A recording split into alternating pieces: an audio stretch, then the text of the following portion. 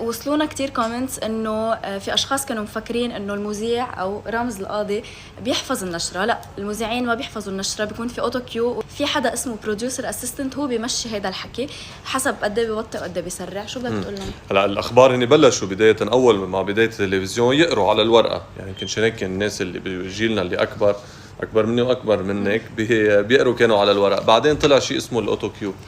في اوتو كيو يعني بتلفزيونات بيعتمد في مشي المذيع من هو بيمشيه هون، يعني بيجي جويستيك او باجره بيقدر يمشي هذا الاوتو كيو. احنا عندنا بيتمشى بالكنترول روم حسب صوت المذيع، يعني بكون عم بقرا وحدا عم بيمشي. طيب في اشخاص عم يسالوا انه ليش اذا عم تقرا من هونيك ليه معك ورق هون؟ الورق لانه اللي كنا عم نحكي عنه امبارح، انه احيانا بصير معك اشياء غير متوقعه، يعني لانه الاشياء التقنيه دائما عرضه لاخطاء، فممكن يوقف الاوتو كيو.